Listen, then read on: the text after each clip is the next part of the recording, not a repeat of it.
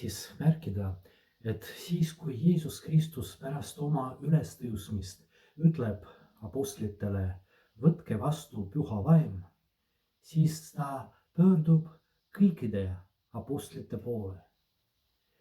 Samamoodi siis, kui nelipühal apostlid kogunevad ja palvetavad ja tuleb püha vaim, siis nad on kõik koos. Ei ole niimoodi, et ainult üks apostel saab püha vaimu. See on täitsa loogiline. Püha vaim on armastus. Ja võib olla väga raske ette kujutada, kuidas keegi saab püha vaimu, saab seda armastust, kui ei ole kedagi tema kõrval, keda ta armastab, kellele ta võib osutada oma armastust. Just seepärast on väga tähtis rõhutada, et Jeesus Kristus tahab, et me oleksime koos oma teel Jumala juurde. Kahjuks väga tihti katoliiklased või teised kristlased arvavad, et peavad olema kaks isikut, mina ja Jumal. Ja minu suhted Jumalaga, see on minu privaatne asi. Väga tihti piiblis me näeme, et see ei ole niimoodi. Ja veel rohkem võime öelda, et kui keegi ütleb, et mul ei ole sõpru, ainukene sõber mul on Jumal, see lause on väga kahtlane.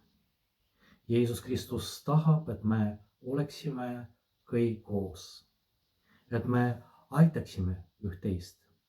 Ja vaadake ja võib-olla mõtisklege selle üle, kuidas ma suhtun nendesse inimestesse, kes kogunevad koos minuga kirikusse. Muidugi on tuttavad, on sõbrad, aga teised inimesed, teised katoliiklased, keda ma ei tunne, kas ma tahan olla koos nendega või siiski ma eelistan olla üksi. Jeesus Kristus arvatavasti ei taha, et igaüks meie seast otsiks oma teed Jumala juurde.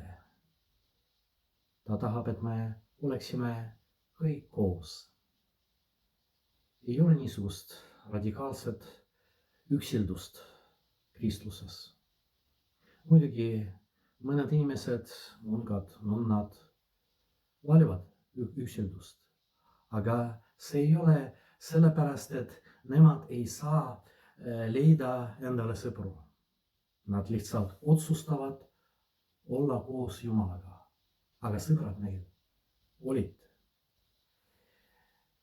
Kuidas meiega?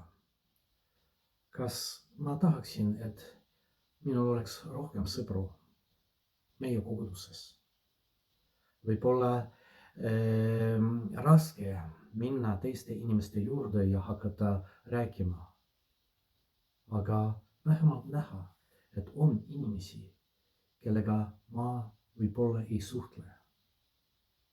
Ja võib-olla palvetada nende inimeste eest, et me oleksime koos, kõik koos teel Jumala juurde.